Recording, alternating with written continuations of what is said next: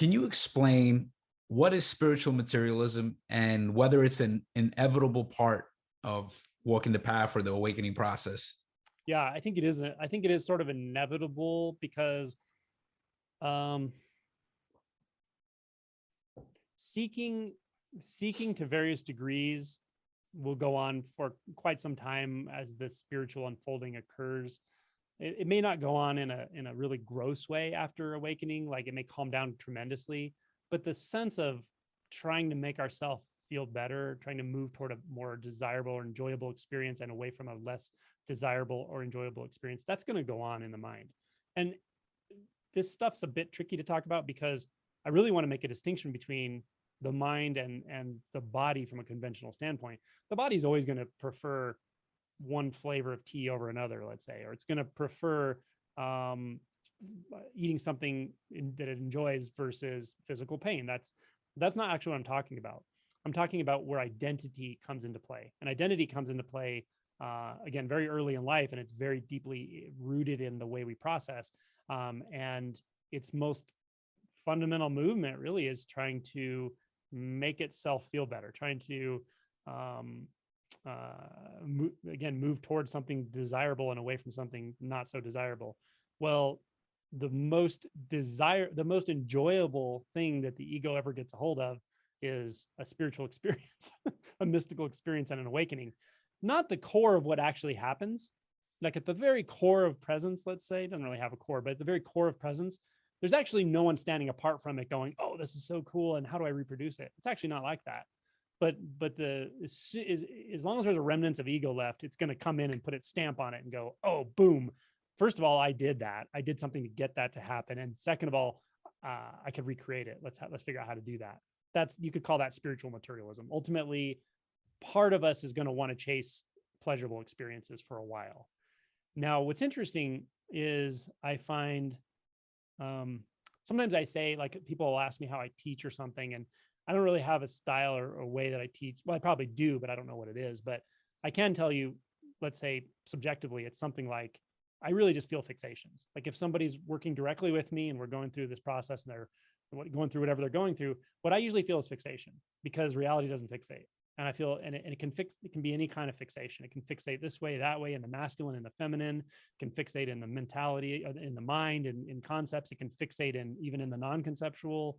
So the fixation tendency of let's say the separate self, for lack of a better way of describing it, goes on for a while until it completely stops. And that, to me, kind of like the signature of liberation, experientially. But it gets subtler and subtler and subtler. That's the key, is to be willing to be open to subtler and subtler movements of fixation, and not fight them, but inquire into what is the perception there, what's going on, that sort of thing. So as fixations get subtler, they get more obscured, but at the same time, the undermining of a fixation has almost in a sense a more of a profound effect. The clarity just keeps deepening and deepening, and it's amazing. But every time that happens, to a certain point, up to a point, every time that happens, there's a little bit of I'll just call it an egoic reflex that goes, ooh, that was cool.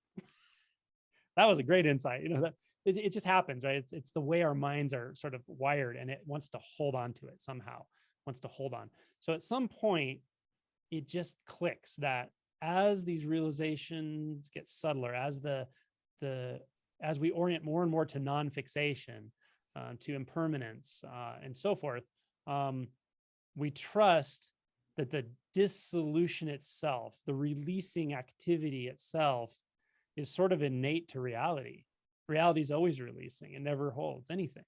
And then I don't know, like almost like a critical mass hits where it's like, oh, it's obvious, it's self-perpetuating, and that you don't need me to point anymore. You don't need anything. In one sense, everything is pointing to it. Everything is pointing to dissolution. Everything is pointing to impermanence right here, right now, in crystal clear intimacy. And it's just so beautiful. It doesn't mean that it's over. It doesn't mean that the awakening is over. or the process is over in the relative sense in a body mind, it's always going to deepen, but it carries itself inward from then on, which is beautiful. It's like realization is now approached from a place of spontaneity, complete and true spontaneity, instead of a place of doership as the agent, as the spiritual person, as the whatever. And that's when spiritual materialism is like, you just see through it. You just see, oh, okay, that was just the way the mind was moving. You know, it was just trying to collect experiences. Now, I will say that, as I mentioned with the fixation thing, some people do fixate pretty strongly this way. Some people really try to collect experiences for whatever reason. It's not bad, or, you know, there's different. Yeah. It's like, I want to, you know, I want this experience. And we tend to like talk about those experiences like a currency of telling your friends about how, you know, this one and that one. And, fine. You know, it's like, be kind to yourself and realize it's human nature. Of course we want to feel good. But there's something that feels better than good. And that's just complete mystery. It's a mystery. It's a non-holding, non-fixation. It's indeterminacy. Indeterminacy itself, so absolutely liberating and freeing. And it can't hold on. It doesn't hold on to any experience, because then it has to be ready for the next experience, is one way of saying it. But it's just a willingness to just live in complete aliveness. And yeah, does that make sense? Yeah.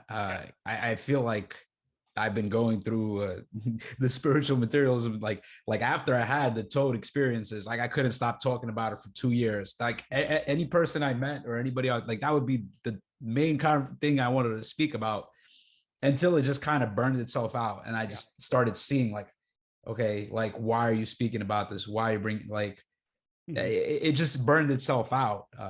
And then you just see kind of like these patterns, and they become more evident.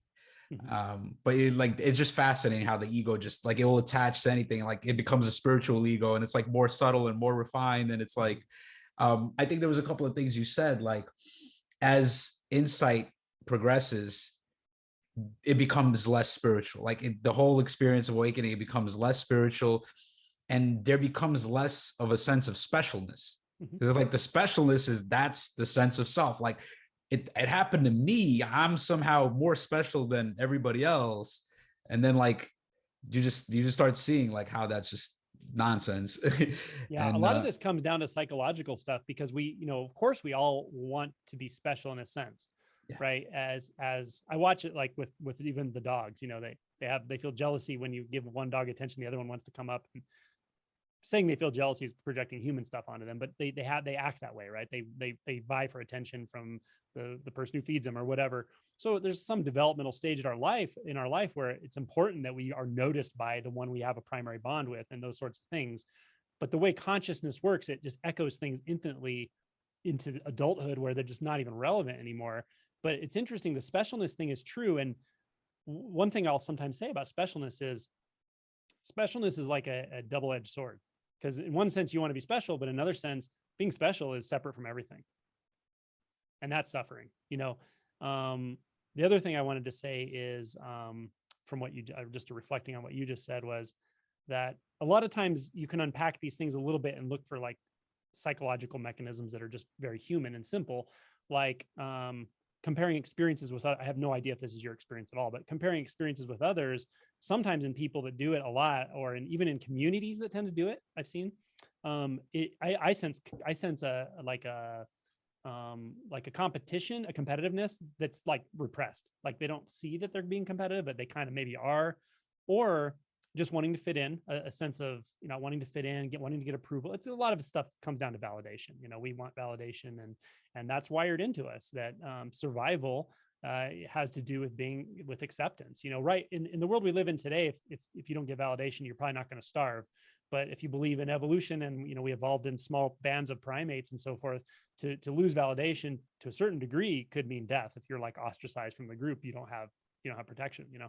So it is sort of wired into us as a survival mechanism to want to fit in and need validation. So you don't have to make any of that wrong. If you find the stuff going on, it's just a matter of just looking in and going, oh, okay. Oh, I see. That's why that's happening. Okay.